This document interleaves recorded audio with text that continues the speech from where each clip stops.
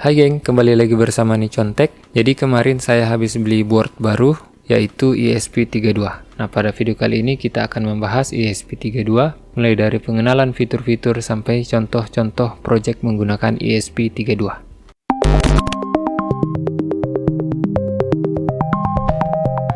Pertama-tama saya akan merangkum terlebih dahulu kira-kira apa saja yang akan kita bahas pada video kali ini.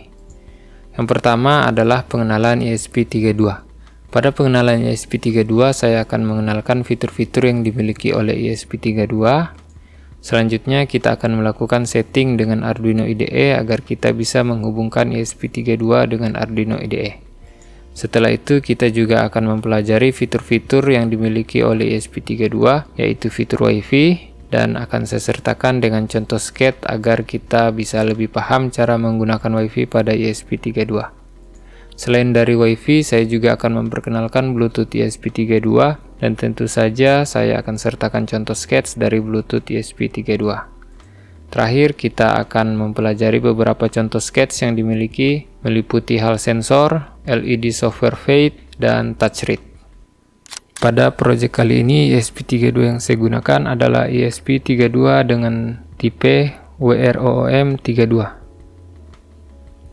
Selanjutnya kita akan menggunakan kabel USB micro untuk mengirim data dari komputer ke ESP32. Nah, sedikit catatan untuk teman-teman. Di sini saya menggunakan kabel USB yang support data transfer. Kenapa? Karena saat kalian menggunakan USB yang tidak support data transfer atau USB yang spesifikasinya kurang bagus, maka akan terjadi error, yaitu brownout detector was triggered ESP32. Di mana error ini akan terjadi karena kabel USB yang kita gunakan tidak sesuai dengan spesifikasi ESP32. Jadi saya tekankan lagi bahwa USB yang kita gunakan harus bisa mendukung data transfer dan juga memiliki panjang yang tidak terlalu panjang serta memiliki kualitas yang bagus. Fitur-fitur yang dimiliki oleh ESP32 ini sudah tergolong sangat baik dibanding versi terdahulunya, yaitu ESP8266. Fitur yang pertama adalah clock frekuensi yang dimiliki oleh ESP32, yaitu up to 240 MHz. Selain itu, ESP32 juga mendukung dua koneksi wireless, yaitu Wi-Fi dan Bluetooth. ESP32 ini dikeluarkan pada bulan September 2016, jadi masih tergolong sangat baru. Nah, ESP32 ini merupakan pengembangan dari ESP terdahulu yang sangat populer, yaitu ESP8266. Untuk pin ADC ada 18 pin 12 bit. Nah, ADC itu apa? Jadi ADC adalah singkatan dari analog to digital converter. Selain itu, ESP32 juga memiliki 2 pin DAC, 2 pin 8 bit. Nah, DAC ini adalah kebalikan dari ADC, di mana DAC adalah digital to analog converter. 10 capacitive touch sensor input, 4 pin SPI bus channel, 2 pin I2C bus connection, 2 pin I2S bus connection, 2 pin UART serial communication, up to 8 channel IR remote controller, motor PWM, up to 16 channel LED PWM, built-in hall sensor, dan built-in real-time clock. Nah, sedikit catatan, beberapa pin pada ESP32 memiliki fungsi ganda, jadi tidak semua pin bisa digunakan secara bersamaan. Beberapa pin digital hanya mendukung input dan tidak mendukung output. Terdapat juga beberapa pin out yang berbeda tergantung dari board yang kita gunakan. Jadi saat teman-teman menggunakan board dari node MCU atau jenis dev board lain, mungkin akan ada perbedaan dengan board yang saya gunakan. Jadi pastikan lagi jenis board yang teman-teman gunakan untuk mencari pin out yang sesuai. Setelah kita berkenalan dan mengetahui fitur-fitur dari ESP32, maka kita perlu melakukan setting Arduino IDE agar bisa terhubung dengan ESP32 yang kita miliki. Tahap pertama adalah kita menambahkan URL board manager. Setelah itu kita install ESP32 board manager. Dan yang terakhir kita lakukan beberapa konfigurasi dasar. Cara untuk menambahkan URL board manager adalah dengan cara Teman-teman buka Arduino IDE seperti ini. Setelah itu buka menu file. Setelah dari file, pilih preference yang ini. Setelah itu klik. Nah, setelah itu di bawah sini ada additional board manager URL. Ini teman-teman tambahkan yang ini. Nah, linknya ini akan saya sertakan di bawah, dan bisa juga teman-teman cek di dokumentasi ESP32 dari Espressif.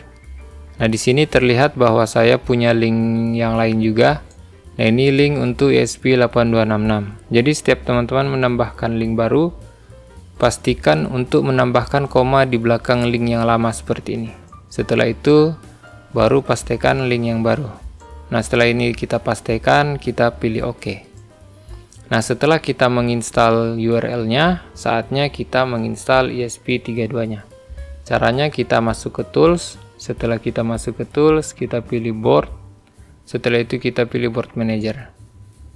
Nah, pada kolom pencarian yang ini kita ketik saja ESP32. Maka akan muncul sebuah tampilan seperti ini yang dapat kita download. Di sini sebenarnya tulisannya install saat teman-teman belum install. Namun karena sudah saya install, maka di sini tulisannya berubah jadi remove. Nah, untuk teman-teman yang baru cukup klik button ini, maka proses install berjalan dan kita tunggu sampai selesai. Setelah selesai, kita bisa close dan kita lakukan beberapa konfigurasi dasar. Caranya adalah dengan klik pada tools, kita masuk pada board, kita pilih ESP32 Arduino. Setelah itu kita pilih ESP32 Dev Module. Ini sesuaikan aja dengan ESP teman-teman, namun yang umum yang banyak digunakan adalah ESP32 Dev Module. Setelah itu kita kembali ke tools, kita pilih port yang sesuai. Nah, di sini saya belum menghubungkan antara ESP32 dan komputer saya, jadi portnya belum muncul. Nah, saat ada port di sini, itulah yang teman-teman pilih. Setelah itu kita bisa close. Maka proses setting Arduino IDE dan ESP32 selesai. Terlebih dahulu kita akan berkenalan dengan fitur-fitur yang dimiliki oleh WiFi ESP32 ini. Yang terutama adalah ESP32 mendukung WiFi protokol 802.11bgn. Nah, setelah itu frekuensi yang digunakan oleh ESP32 adalah 2,4 GHz. Nah, untuk bandwidthnya sendiri ESP32 mendukung up to 150 Mbps.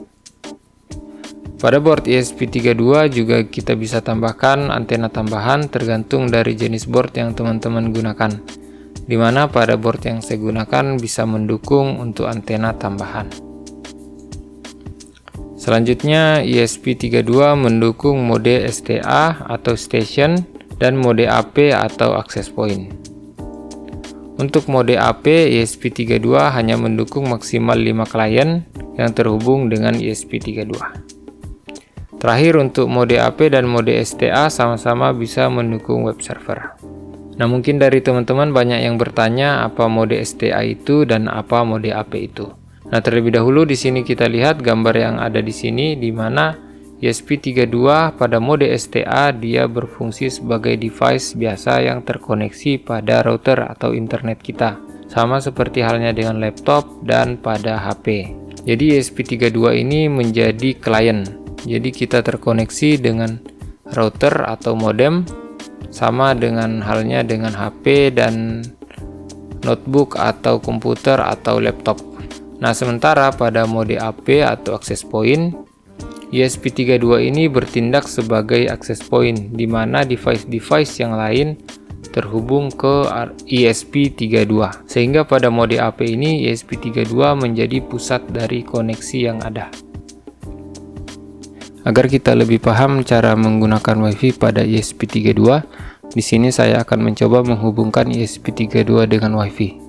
Nah, untuk itu saya menggunakan library dari WiFi Manager, yaitu WiFi Manager On Demand. Di mana on demand ini bekerja saat kita menekan tombol push button seperti ini, maka mode access point akan berjalan, sehingga kita dapat melakukan konfigurasi baru pada WiFi yang akan kita hubungkan. Tujuannya adalah saat teman-teman ingin terkoneksi dengan WiFi yang baru atau berpindah ke tempat yang baru, cukup menekan push button seperti ini sehingga kita bisa terkoneksi dengan WiFi yang baru. Nah, di sini dapat teman-teman lihat saya mau menambahkan LED, yaitu LED merah dan LED hijau. Agar supaya jika kondisinya belum connect, maka LED merah akan menyala, dan jika kondisinya sudah connect, maka LED hijau akan menyala. Dapat teman-teman lihat di sini salah satu kaki dari push button saya hubungkan dengan pin D23 menggunakan kabel seperti ini. Nah, pada LED merah, kaki positifnya saya hubungkan pada pin D22 dan saya gunakan resistor 330 ohm. Setelah itu kita hubungkan juga kaki positif pada LED hijau pada pin 21. Kita tambahkan juga resistor 330 ohm.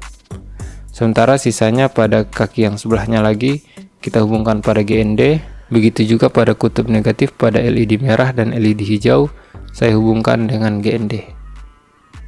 Nah, pada GND ESP32 kita hubungkan juga pada breadboard seperti ini, sehingga jalurnya akan memanjang seperti ini. Nah, setelah itu kita bisa masuk ke proses pembuatan coding atau program. Untuk menghubungkan WiFi kita menggunakan library dari WiFi Manager. Caranya adalah kita masuk pada menu file, kita pilih example, kita cari WiFi Manager. Nah, ini dia WiFi Manager, kita pilih on demand. Kita pilih on demand config portal. Nah, dapat teman-teman lihat di sini, maka example dari WiFi Manager on demand sudah dapat kita akses. Sebelum itu kita tambahkan dulu pin dari LED. Nah, di sini untuk trigger pinnya tadi kita pasang pada pin 23. Setelah itu kita tambahkan LED, define, kita beri nama LED R aja, merah. Itu pada pin 22. Sementara untuk define LED green atau hijau kita gunakan pin 21. Setelah kita define seperti ini, kita tambahkan pada void setup, yaitu pin mode LED merah sama dengan output pin mode LED green atau hijau, kita tambahkan output juga. Nah, setelah itu kita masuk ke void loop. Di void loop ini kita buat digital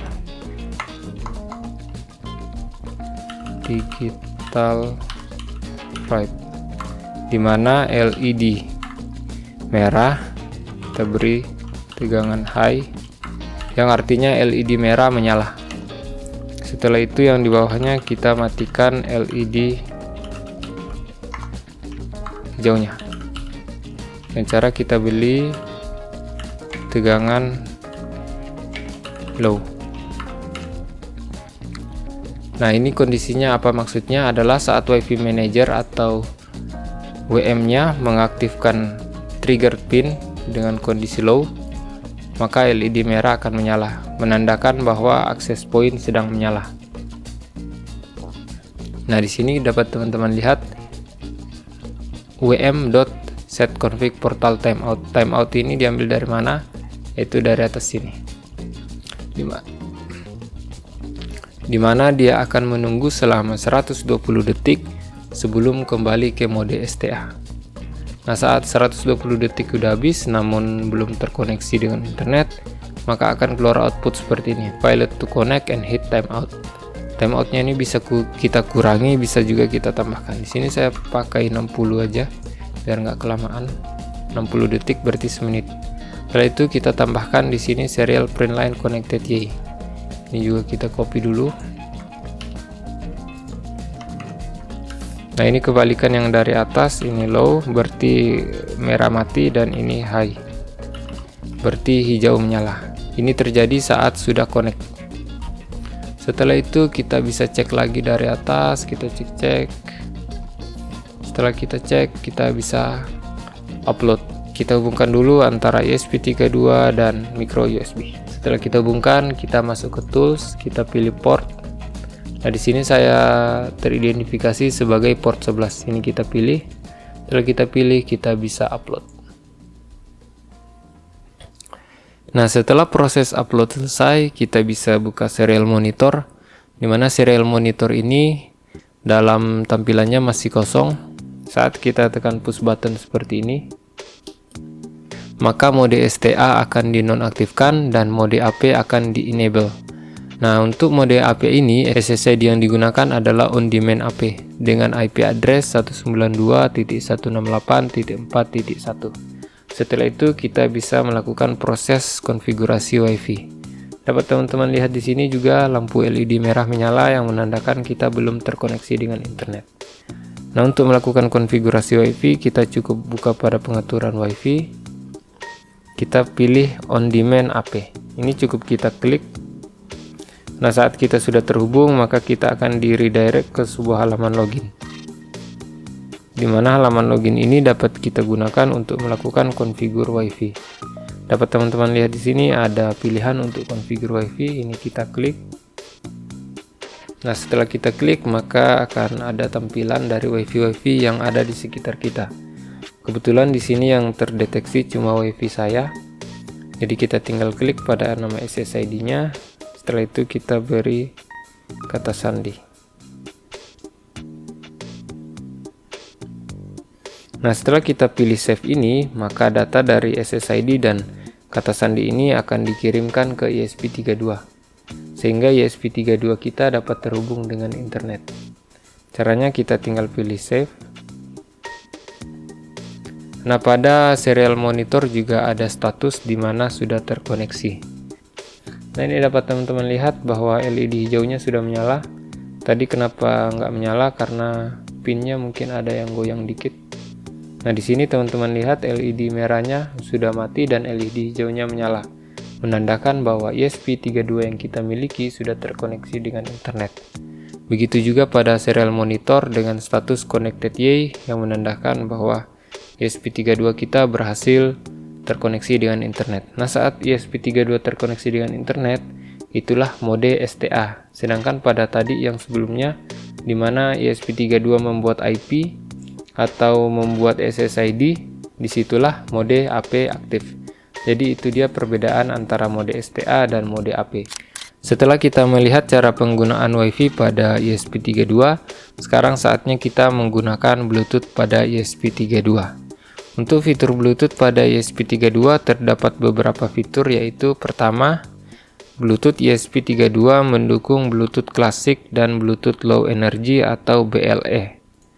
Selanjutnya, Bluetooth pada ESP32 bisa digunakan sebagai klien atau server. Dan versi Bluetooth yang dimiliki oleh ESP32 adalah versi 4.2.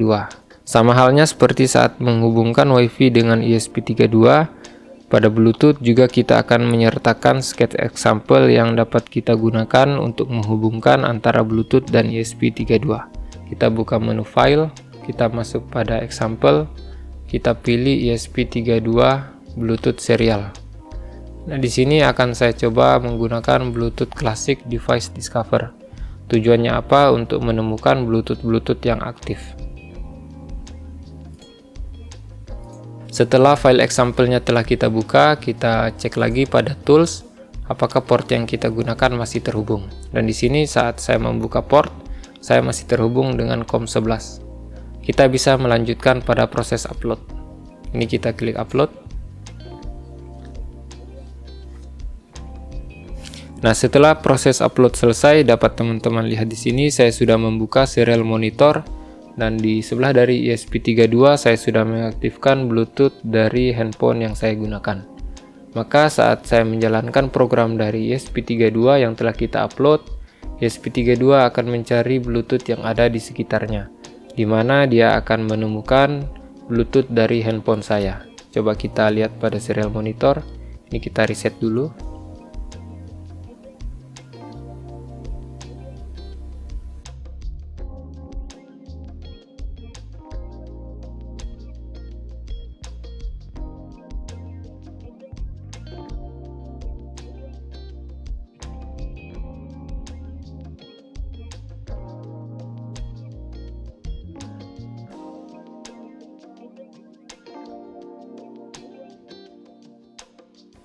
Nah, di sini dapat teman-teman lihat hasil dari scanning pada ESP32 menemukan bahwa satu Bluetooth aktif, yaitu Bluetooth dari iPhone saya. Selain mencontohkan penggunaan dari WiFi dan Bluetooth pada ESP32, saya juga akan mencontohkan beberapa proyek lain yang dapat kita gunakan pada ESP32. Yang pertama adalah hal sensor. Hal sensor itu apa? Jadi hal sensor akan mendeteksi medan magnet yang ada di sekitar ESP32, sehingga akan merubah output voltase tergantung dari kekuatan dari medan magnet tersebut. Untuk mencontohkan penggunaan dari hal sensor ini, kita bisa menggunakan sketch example dari ESP32. Selanjutnya adalah LED software fade. Untuk LED fade sama seperti namanya, di mana berfungsi untuk meredupkan cahaya dari LED. Contoh penggunaan dari LED software fade dapat kita temukan pada sketch ESP32. Yang terakhir adalah touch read.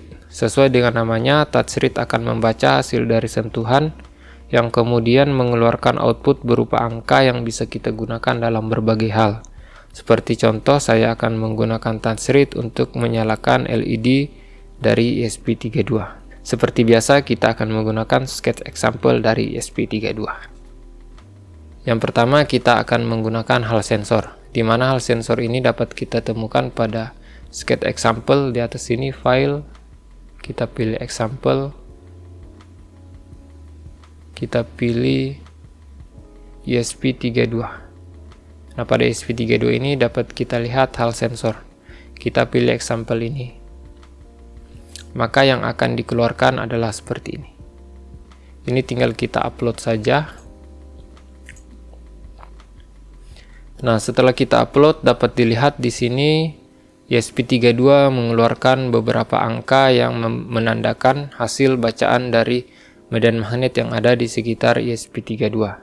Sini sudah saya sediakan speaker, di mana di dalam speaker ini tentu saja ada medan magnet yang terkandung pada loudspeakernya. Ini saat kita dekatkan pada ESP32 seperti ini, maka nilai dari medan magnet yang ada akan bertambah. Nah, saat kita jauhkan lagi, maka medan magnet yang terdeteksi akan berkurang. Saat kita dekatkan lagi seperti ini, maka nilai yang keluar akan bertambah. Saat kita jauhkan lagi, maka nilai yang keluar akan berkurang. Kita dekatkan lagi. Nah, itu dia adalah fungsi dari hal sensor yang dimiliki oleh ESP32. Setelah melihat cara menggunakan hal sensor pada ESP32, saatnya kita lanjut pada LED software fade. Di mana di sini dapat teman-teman lihat LED pinnya didefinisikan pada pin 5. Sedangkan pada board yang saya gunakan LED pin didefinisikan pada D2. Sehingga ini kita ganti menjadi 2. Setelah kita ganti seperti itu, kita lanjut pada proses upload. Nah, pada library ini sama seperti hal sensor, kita dapat dari example code. Yaitu ada di sini di file example ESP32 analog out LED software fade. Oke, setelah proses upload selesai, dapat teman-teman lihat di sini bahwa LED yang kita miliki pada LED built-in itu mulai terang sampai redup. Terang, redup, terang, redup, terang, redup, terang, redup.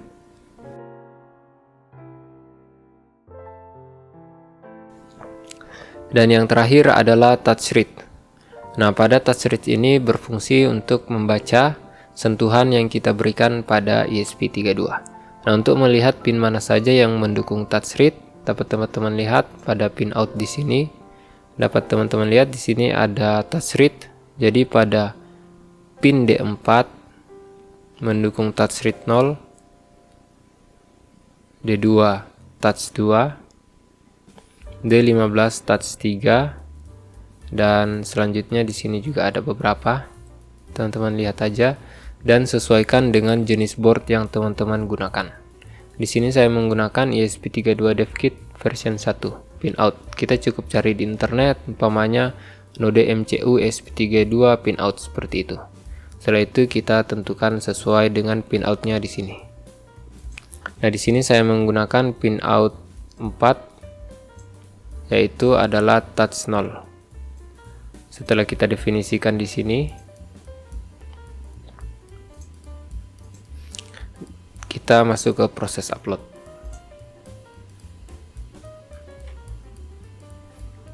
Setelah upload selesai, coba kita buka serial monitor. Nah, dapat teman-teman lihat di sini ada angka yang keluar. Nah, angka ini akan berubah tergantung dari sentuhan yang saya berikan pada ESP32. Di sini teman-teman dapat lihat ada kabel jumper yang saya hubungkan pada pin D4. Nah, saat sentuhan saya berikan seperti ini, maka LED akan menyala. Kenapa LED menyala? Karena saat saya coding tadi, saya menambahkan sebuah kondisi di mana saat nilai yang keluar lebih kecil dari 60, maka LED menyala. Dan saat nilainya lebih besar dari 60, maka lampu akan mati. Nah, di sini dapat teman-teman lihat pada serial monitor, nilainya sudah lebih besar dari 60, maka angkanya mati. Dan saat saya tekan lagi seperti ini, angkanya berkurang menjadi 0, sehingga LED-nya menyala. Saya lepas lagi, bertambah lagi, saya sentuh lagi. Itu dia untuk video pengenalan ESP32.